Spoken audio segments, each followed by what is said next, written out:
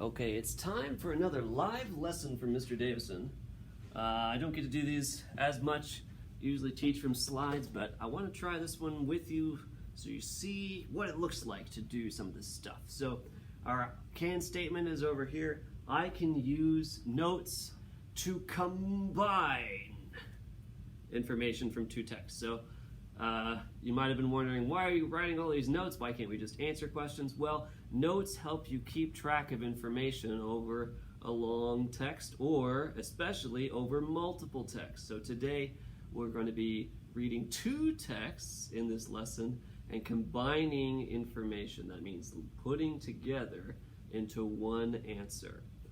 My text is about candy, so I'm going to be reading two texts about candy and following the instructions to make the best answer I can. So the success criteria, you'll know you succeeded today if you do these things. Pre-read the question and record it in your notes. So let's read our question here. The question says, describe the history of candy in 3 to 5 sentences using details from both paragraphs. So let's write that in my notes here.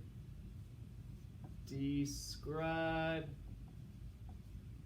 candy history, 3 to 5 sentences, both texts. Okay, now since my question says I need to have both texts, I'm going to go ahead and make spots in my notes for the two texts so that I make sure that I'm pulling from my answer information in both, right?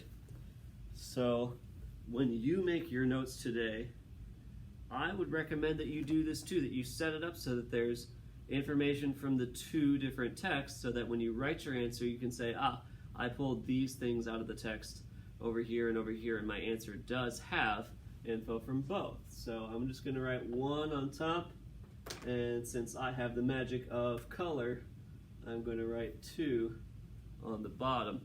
I might even write the name of the text on the top and the bottom so I can keep that even clearer for this. This first one's called Catching Up with Candy, so I'm going to write catching. Remember, notes are short. And the bottom one's called Celebrating Candy, so I'm going to write celebrating. Actually, I'm going to write celeb, period. I don't want to write that whole word. The point of notes is not to record word for word information from text, but to quickly write down the important bits. Okay, so step 2 says read one paragraph at a time and stop to record short, relevant notes. These are long paragraphs, so I'm going to take that with a grain of salt. I'm probably going to stop even more frequently, and I'm going to take notes. My topic is just the history of candy, so I get to record notes on anything from the history of candy that I think is important. What do I think are the most relevant details? In the ancient times, people ate sweet honey from beehives. The first type of candy were fruits and nuts rolled in honey, which has come a long way to all the varieties of candy we have today. So first candy was fruit, nut with honey. Okay, I don't want to write that whole sentence. It's going to take too long. I want to keep it brief. The first kinds of candy were fruits and nuts with honey. Fruit/nut, W/honey. Okay. Long ago, only the wealthy could afford candy because sugar was very costly. In the 17th century, the price of sugar went down because of the ease of manufacturing it. This meant that more people could afford it, and it started to gain popularity. Oh, okay, so only rich people used to be able to have candy? That sounds important to me. Rich have before 17th century. Okay. Only rich could have it before the 17th century, and then later on it became popular. It got more easy to buy. Shortly thereafter, there were hundreds of factories making candy in the United States. Candy is made with sugar or artificial sweeteners. It can be combined with many things to make it a tasty treat. Heating or cooling sugar cooked with water yields different types of candy. Candy can be made with sweet, spicy, sour, salty. Depending on the ingredients it's cooked with, this delectable treat has sure come a long way since it was first invented. Now, I read all that really fast. You probably won't read it that fast, but as you read, you got to notice You're taking relevant notes, short relevant notes. My question says candy history. None of that was about history. That's about how candy is made today. So I don't need to take notes on it. Take notes on what the question is about. Okay, you got to pay attention. That's why we write the question down. It says candy history. First candy, I learned about the first candy, and I learned that the rich people used to have it before the 17th century. After that, there weren't a lot of details about the history of candy, so I'm going to move on to the next text. Okay, this one's called Celebrating Candy, and again, I'm going to write under my new notes here. I already organized them. I had Catching Up with Candy as number 1, and number 2 is Celebrating Candy, so I'm going to write my notes for this down here. That's to make sure I'm pulling details from both texts when I write my answer. Okay. Long ago, sweet treats were primarily made with honey. I already know that. It's already in my notes. Honey. Various cultures learned that sugar cane was a delicious sweetener and started developing their own kinds of candy. Sugar was expensive and was only eaten at special events and parties. Okay, that was kind of in my first text, but I didn't write it down, so I'm going to write it in my notes this time. Sugar used, number 2, letter B, expensive. Period. I'm not even going to finish that word expensive. Used to be expensive. Again, my notes, I don't want to write in complete sentences. I don't want to write words out completely. I want it to be short, okay? The point of writing notes is not to take a long time. It's to record information for me to use later in my response. Sugar was being produced more quickly and efficiently, meaning that it was cheaper and available to the public. These advances helped it become more popular. Okay, so both texts talk about later on sugar becomes cheaper and easier to make. So I'm going to write a text note about that. Later, cheaper, easier. Okay. Stores sold these small candies individually or by the pound. In the late 1800s, chocolate started to become an important part of candy making. Milton Hershey was the first American to make a chocolate bar, which we still eat today. Okay, 1800s, chocolate important.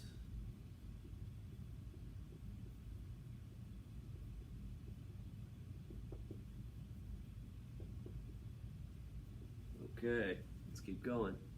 In 1913, the Standard Candy Company made the Goo Goo Cluster, which was chocolate, marshmallow, nuts, and caramel. As going to the movies became more in demand and widely available, so did the candy. Small candies were made for audiences to enjoy in theaters. In 1940, M&Ms came along, 60s, lemon heads and sweet tarts were successful, and in the mid-1970s, flavored jelly beans were well favored. So I can write a nice little sentence about that in my answer. I'm going to write it down in my notes. 1940, M&Ms. 1960s, lemon heads and sweet tarts. And then 1970s, jelly beans. Candy has a long history and continues to be a yummy part of our lives. Blah, blah, blah. Okay. Nice little wrap-up conclusion sentence, but it's not really important for me. I'm going to start writing my answer to the question. All I really need is my notes at this point.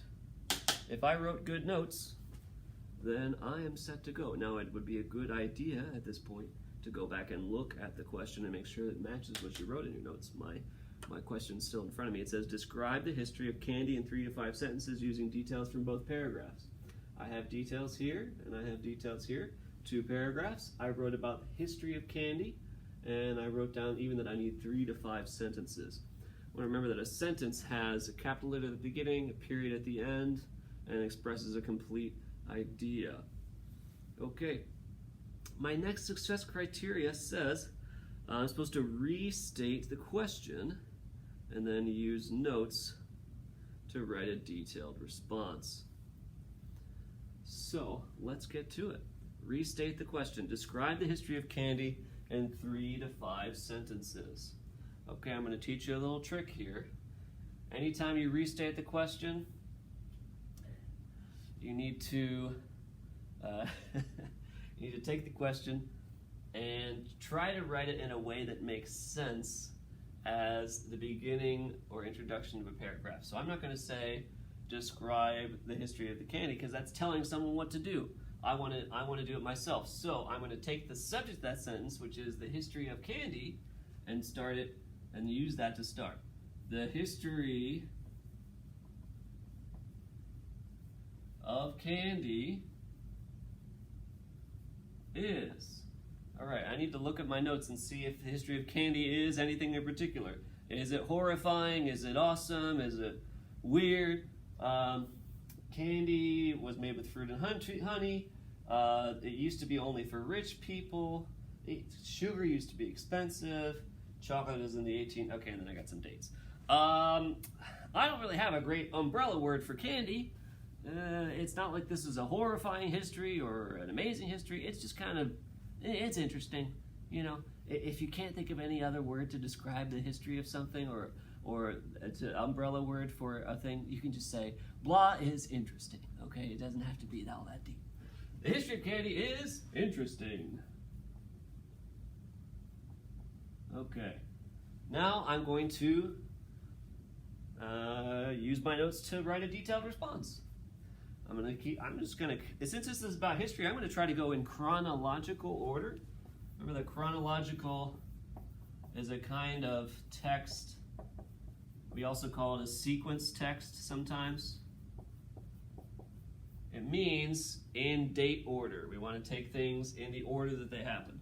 So I'm going to start at the beginning and work my way toward the present. History of candy is interesting. Long ago, it's a good transition word to talk about the beginning of time. Long ago,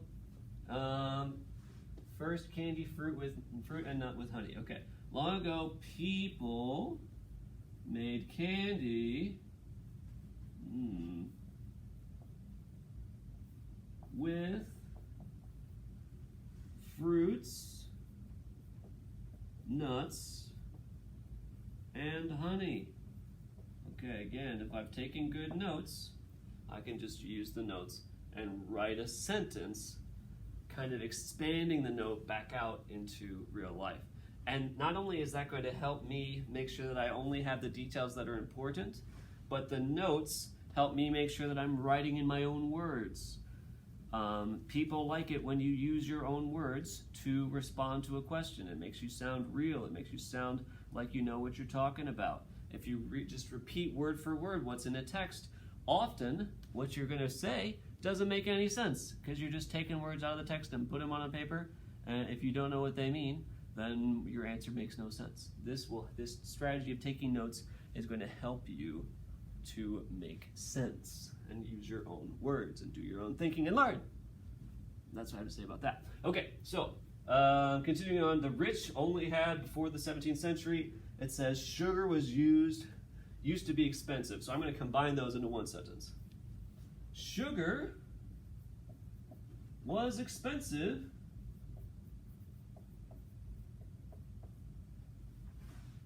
for a long time. So, nice connecting word there, cause and effect. Because of sugar being expensive, what happens? Well, the rich were the only people who had it. So rich people were the only ones with candy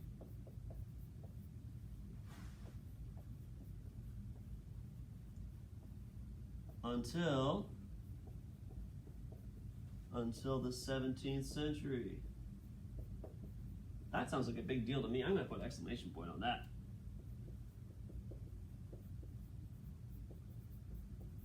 How? Okay, cool. I've gotten details from one text and I've started to use my details from another text. Okay, and as I write, I'm going to keep writing sentences using my notes, and I'm going to go back and check that my sentences make sense and fulfill the question. My question says I'm supposed to have 3 to 5 sentences. I have 2 nice long sentences. I'm going to make sure I have at least 3 before I'm done. So let's do that. Chocolate was important in the 1800s. It became important in the 1800s. In the 1800s, chocolate, chocolate, became important. And then I could continue that sentence and add more detail if I wanted to be really impressive. For now, just for this assignment, I'm going to go ahead and stop it there. I might even write a nice conclusion sentence like, in conclusion, the history of candy is really interesting, but that's just a cherry on top. The basics are here. Let's go back and check my success criteria. It says use the notes to write a detailed response. Boom, boom. Reread your answer to make sure it makes sense and answers the question. Question says describe candy history in 3 to 5 sentences using both texts. My sentence says the history of candy is interesting. That makes sense. Long ago, people made candy with fruits, nuts, and honey, period. Good. It's got a period at the end and a capital letter at the beginning. Makes sense. Sugar was expensive for a long time, so rich people were the only ones with candy until the 17th century, period. We have a period, exclamation point. Pow! We have a capital letter at the beginning. And in the 1800s, chocolate became important, period. Okay, so my answer makes sense. I answered the question. I used details from both texts. I even crossed them off as I wrote them into my answer. If you have been practicing the skill of using notes to write an answer to a question, then this skill of using notes to write an answer to a question from 2 texts is going to feel a lot more comfortable for you if you have been practicing that skill. So go ahead and try it out today. You have a text about the gold rush. You've read gold rush text as a warm-up, and we have seen me respond to questions about the gold rush.